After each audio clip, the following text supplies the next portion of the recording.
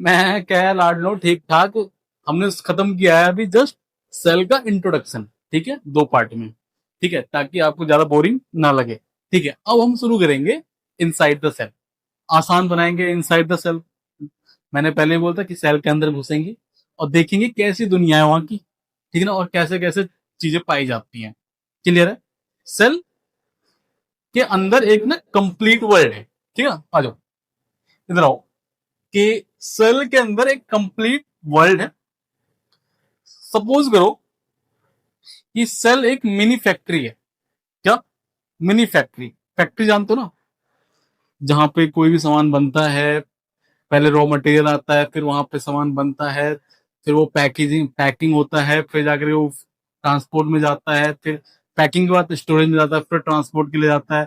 ठीक है, फिर उसमें से जो वेस्ट होता है उसका अलग से मैनेजमेंट होता है। ठीक है ना, तो ये पूरा ना फैक्ट्री के अंदर ये सारे काम कंप्लीट होते हैं।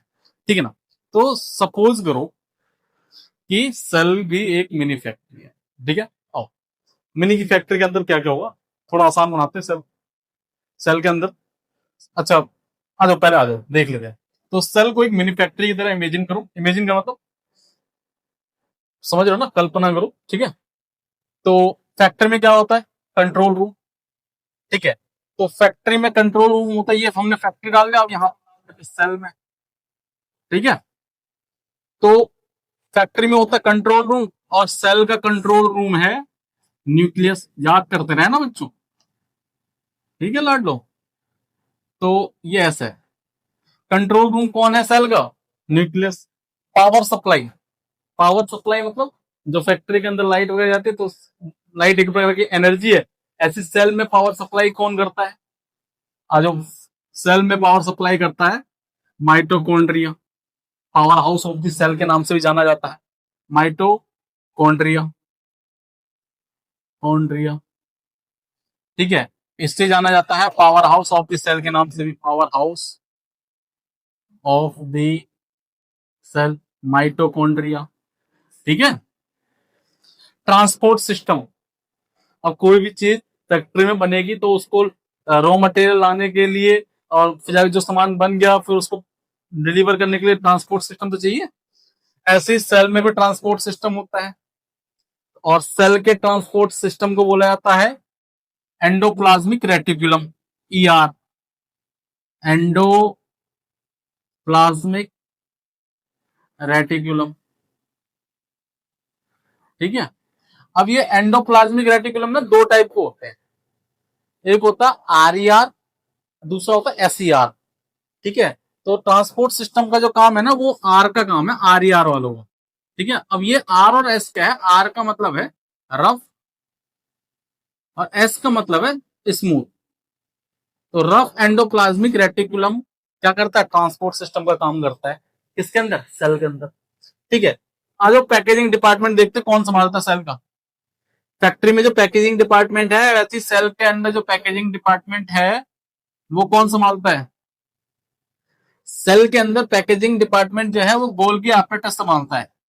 Golgi apparatus.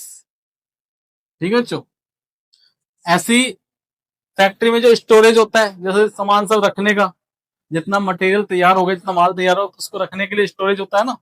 ठीक है ना, ऐसे ही स्टोरेज सेल के अंदर भी होता है, जिसे वैक्यूल्स बोलते हैं। ये प्लांट के अंदर पाया जाता है। ठीक है ना, तो ये स्टोरेज टैंक के नाम से भी जाना जाता है। ठीक है, वैक्यूल। अब लास्ट है वेस्ट मैनेजमेंट। अच्छा, इसके अलावा और भी तो होते हैं। ठीक है ना, सेल ऑर्गेनल और भी है। ठीक है ना, लेकिन ये एक तरह से याद करने का तरीका है। ठीक है, वेस्ट मैनेजमेंट, जैसे फैक्ट्री के अंदर वेस्ट मैनेजमेंट होता है, ऐसे सेल के अंदर भी वेस्ट मैनेजमेंट होता है। वेस्ट मैनेजमेंट का काम करता है लाइसोसोम।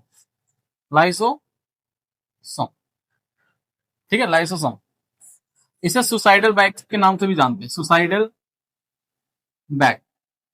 ठीक है, control room, nucleus, power supply, mitochondria, transport system endoplasmic, rough endoplasmic reticulum, packaging department Golgi apparatus, storage vacuoles का काम है। वेस्ट मैनेजमेंट का काम किसका है? लाइसोसोम का। ठीक है, जिसे सुसाइडल बैग के नाम से भी जाना जाता है। क्लियर है? जिस प्रकार फैक्ट्री में सब अलग अलग काम करते हैं ना, वैसे ही सेल में ऑर्गेनेल्स। अब ये सब जो है ना, जो सेल के अंदर जो चीजें पाई जाती हैं, ठीक है, ये जो आप न्यूक्लियस है, माइटोकॉन्ड्रिया है, एंडोप्लाज्मिक रेटिकुलम है, गोल्गी एपेरेटस है, तो इनको बोला जाता है सेल ऑर्गेनेल्स। क्या बोला जाता है? Cell organelles. ठीक है, तो जिस प्रकार फैक्ट्री में सब अलग अलग काम करते हैं, वैसे ही सेल में ऑर्गेनेल्स जो है अलग अलग फंक्शंस परफॉर्म करते हैं। क्लियर? क्लियर? अब इसके ये तो हो गया ऊपर ऊपर से जानना, हम इसके बारे में डिटेल में भी बात करेंगे, लेकिन ये बात हम तब करेंगे जब हम सेल के अंदर घुसेंगे। लेकिन सेल के अंदर घुसने से पहले हमें दो दरबारियों से मिलना पड़ेगा जो सेल के आउटर लेयर पे बैठे हुए हैं। कौन? दो दरबारी। पहले दरबारी का नाम है सेल मेम्ब्रेन और दूसरे दरबारी का नाम है सेल वॉल। सेल के दो दरबारी। ठीक है, सेल मेम्ब्रेन और सेल वॉल। भाई सब कौन है ये? दरबारी। किसके? सेल मेम्ब्रेन के और सेल वॉल। लेकिन पहले, उससे पहले मैं क्लियर कर दूं कुछ चीजें। सेल मेम्ब्रेन जो है ये बेसिक फीचर है हर एक ऑर्गेनिजम्स का। मतलब सेल मेम्ब्रेन, जितने भी ऑर्गेनिजम्स हैं, जितने भी जीव हैं, सबके सेल में सेल मेम्ब्रेन होगा ही होगा। ये बेसिक फीचर्स है।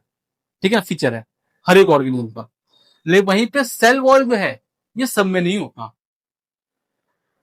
ये सिर्फ प्लांट, फंगी और बैक्टीरिया पाया जाता है सेल वॉल। ठीक है, एनिमल्स में नहीं होता। मतलब हमारे में सेल वॉल नहीं है। क्लियर है? तो सेल वॉल नहीं है तो सेल वॉल की कहानी हमारे में खत्म है। हमारे में एक ही दरबारी है, वो कौन है? Cell membrane. क्लियर है?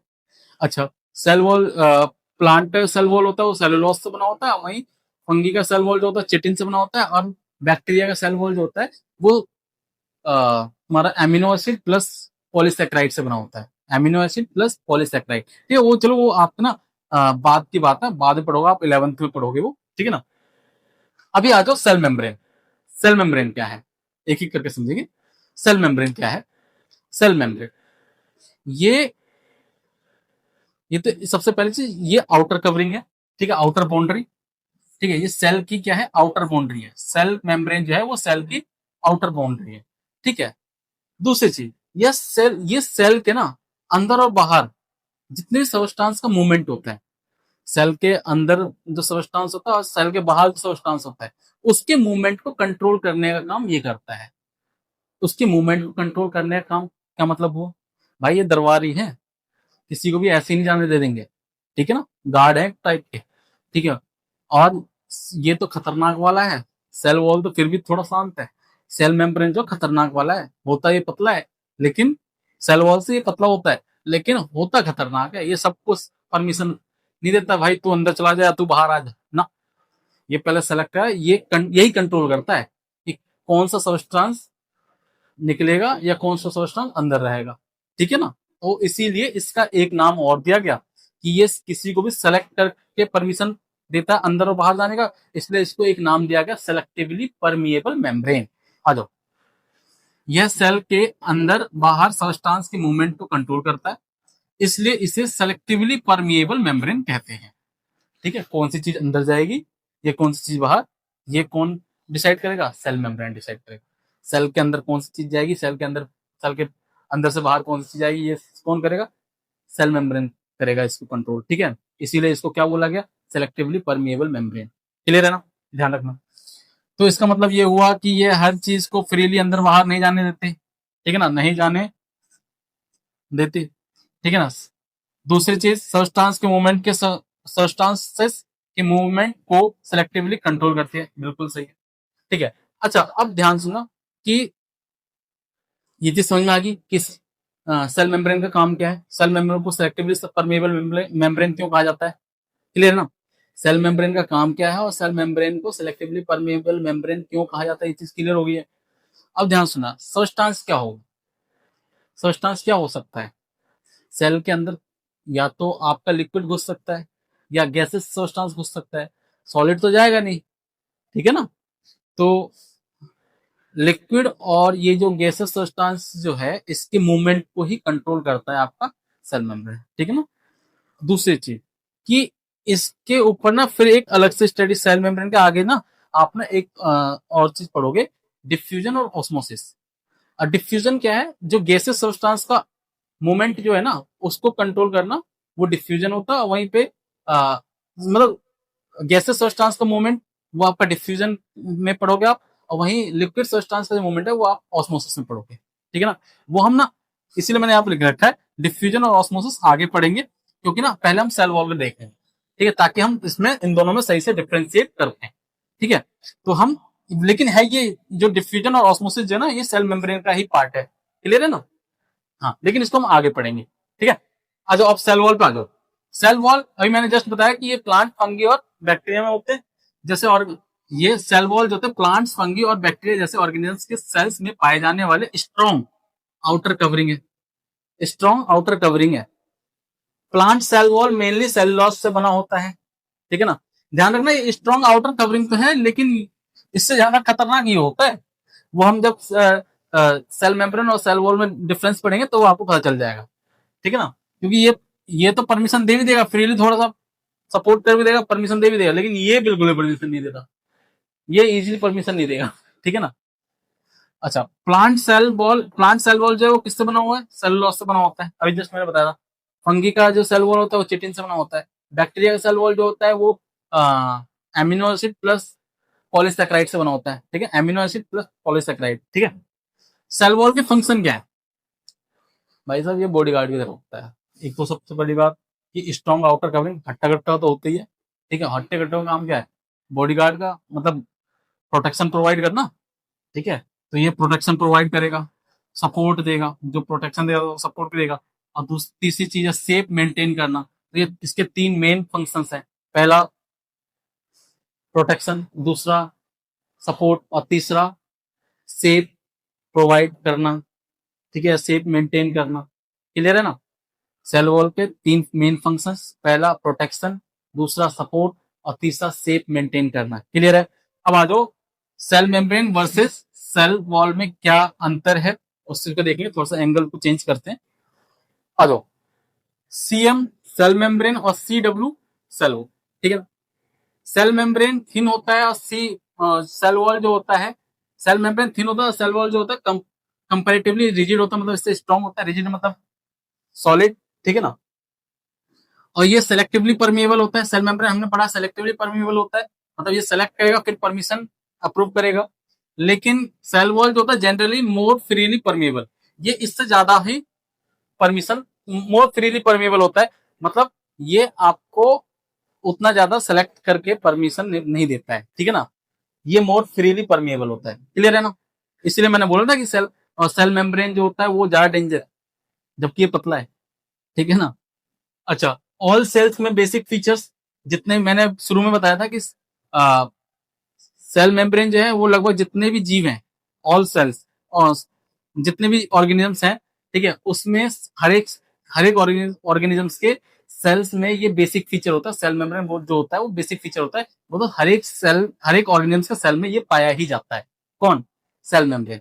लेकिन वहीं पे सेल वॉल जो है वो सिर्फ एनिमल्स में नहीं होता है, ठीक है ना, प्लांट, फंगी और बैक्टीरिया में आपने देखा ही इसमें पाया जाता है। अच्छा, ये ट्रांसपोर्ट कंट्रोल करता है, और ये सेल मेम्ब्रेन जो होता है वो ट्रांसपोर्ट को कंट्रोल करने का काम करता है, वही सेल वॉल जो होता है वो सपोर्ट और प्रोटेक्शन प्रोवाइड करता है, क्लियर है। तो यहां तक हमने अभी जाना सेल मेम्ब्रेन और सेल वॉल के बारे में, ठीक है। अब हम घुसेंगे सेल के अंदर, इनसाइड द सेल, क्योंकि हमने ऑलरेडी सेल मेम्ब्रेन और सेल वॉल जो उसके दो दरवाजे थे उनको देख लिया, लेकिन थोड़ा सा और देखना पड़ेगा हमको। सेल मेम्ब्रेन के दो टॉपिक्स जो रह गए थे, आपका डिफ्यूजन और ऑस्मोसिस, वो छोटे छोटे हैं, वो उसी के साथ हम खत्म कर देंगे, ठीक है। तो इस पार्ट में इतना ही, मिलते हैं अगले पार्ट में।